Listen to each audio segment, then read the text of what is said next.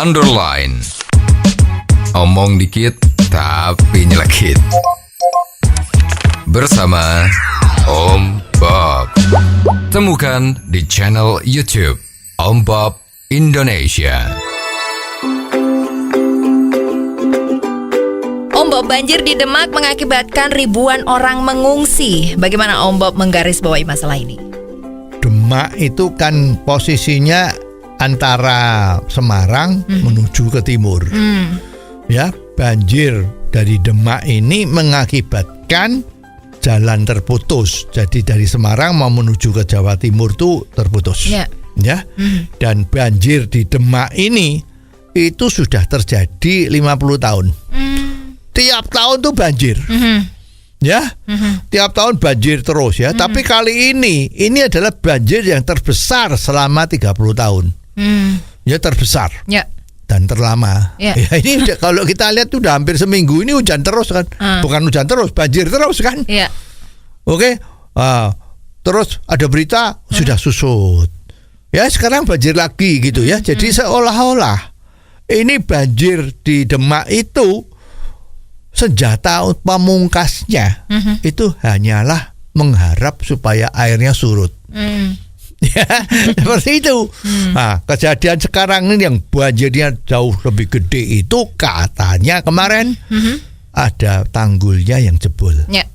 Nah, kita juga heran ini. Ya, setiap tahun banjir. Setiap tahun hampir boleh dikatakan tanggulnya jebol. Ya. Lah ini ada apa? Ya, masalah ini yang perlu digarap ya. Terus tapi juga ini ada cerita ini. Ya, kemarin ada isu nih bahwa banjir kali ini Demak yang demikian besarnya itu adalah karena ada semacam mistik ya. Bahwa ada 2 ekor ular raksasa yang mengunjungi makam dari Sunan Kalijaga yang ada di Demak.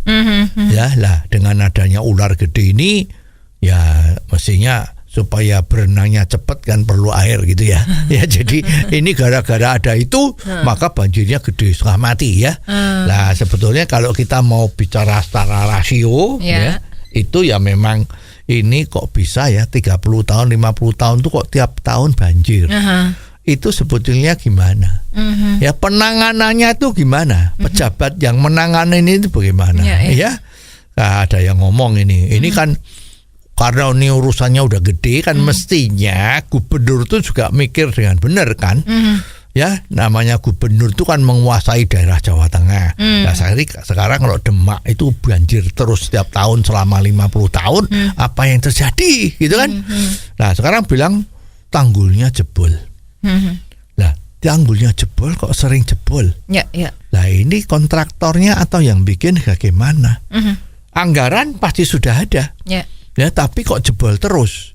Lah, apakah ini terjadi sesuatu yang nggak beres? Ya, misalnya campuran betonnya itu misalnya lo ya. 3:21 misalnya seperti itu, apa ini semennya dikurangi? Semen itu kan harganya lebih mahal daripada pasir, daripada batu kan? Apa dikurangi? Toh waktu ngecek kan susah, karena sudah dicor, mana tahu kalau ini campurannya itu betul, kan susah itu. Nah, tapi kalau sudah diperiksa-periksa seperti itu, ya kan selalu laporan itu kan selalu bagus. Ya, sudah dicek ternyata nggak ada masalah ya. Sesuai dengan spek misalnya seperti itu ya.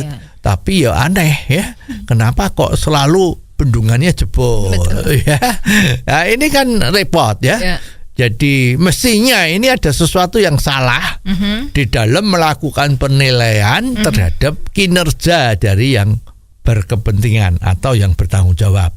Ya, kalau misalnya itu Demak itu kabupaten, ya ini berarti yang berkompeten untuk mengatakan ini benar atau tidak, mengontrol itu kan dari bupatinya. Nah, bupatinya kan juga harus dikontrol sama gubernurnya. Ya. Nah, sekarang pertanyaannya itu kemarin waktu banjir-banjir terus itu, ya pejabat kita yang waktu itu gubernur ya, itu kalau kita lihat dari televisi itu sangat mengagumkan. Ya, beliau kelihatan di dalam lokasi yang banjir tadi itu, tapi dia bertindak sebagai seorang pengatur lalu lintas. Ya, jadi kelihatan sibuk itu, tangannya ngawe-ngawe ya, bukan cawe-cawe ya. Ngawe-ngawe agar supaya mobil itu jalan terus, jalan stop, sibuk sekali ya. Nah, ini kan citranya bagus, bahwa ini adalah pekerja yang bagus ya. Padahal sebetulnya penilaian pekerjaan untuk banjir ini bukan pada saat terjadi banjir. Ya, kalau kita lihat itu begitu banjir, bantuan datang. Ya, semua orang rame-rame bantu ya. Pakai uang dari pemerintah ya, kan ada pos yang namanya Basarnas itu ya, pokoknya pos untuk bantuan kalau ada bencana ya. Lah anak-anak juga seneng lah, banyak yang berenang di genangan-genangan air itu ya. Jadi sepertinya kalau banjir itu malah kok koyone ya, seperti ini dijadikan semacam objek. Ya, tiap tahun banjir, tiap tahun ada bantuan. Ya, yang nyalurkan bantuan ini bagaimana? Ya, ini kan jadi repot kan. Sekarang bantuan tuh sering diwujudkan dalam bentuk kan duit, agar supaya cepat penggunaannya. Ya, kalau diperlukan selimut beli di daerah, diperlukan makanan mie instan, mie sedap, ya di juga ada di sana. Ya, tinggal beli, gitu kan. Lah ini kan empuk, basah, ya enggak. Jadi setiap ada bencana, maaf ini tidak negatif ya, tetapi sepertinya ada bisa juga kan mendapatkan rezeki untuk orang lain. Ya, kalau yang sederhana, yang kecil-kecil, rezeki yang bikin rakit. Ya, sepeda motor yang kena air, ayo dinaikin, didorong, minta duit 50.000 gitu kan. Tapi kalau yang bagian-bagian bagi-bagi sembako, selimut, barang ini gimana? Siapa yang di situ? Nah, ini kan kita juga nggak tahu. Ya, jadi kalau sudah seperti itu masih dipuji-puji, wah ini pejabatnya kerjanya hebat, begitu terjadi banjir langsung bekerja, bagi-bagi bantuan. Nah, kan bukan itu. Yang penting tuh harusnya tidak terjadi banjir, itu yang positif. Ya, jadi penilaian kinerja terhadap pejabat itu mestinya sekarang harus dirubah. Kalau sampai terjadi banjir karena bendungannya ambrol, maka pejabatnya yang sekarang bertindak atau pada saat pembangunan itu berlangsung itu harus dipecat. Ganti aja. Karena dia tuh tanggung jawabnya membuat proyek ini baik kok jebol. Ya berarti mesti ada sesuatu yang salah. Salah satunya yang salah ya dia sebagai pengontrol kok kerjanya nggak ngontrol. Cuman pencitraan. Ya kan?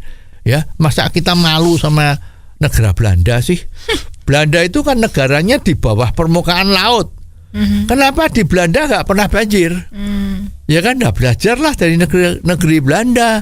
Bagaimana ngatasi banjir?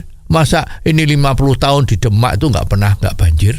Ya, setahun sekali mesti banjir kayak gini, bikin orang susah. Ya, oke. Jadi mudah-mudahan pemerintahan yang baru ini cara mengukur kinerja dari pejabat itu sudah berbeda agar supaya situasi yang seperti ini jangan terjadi.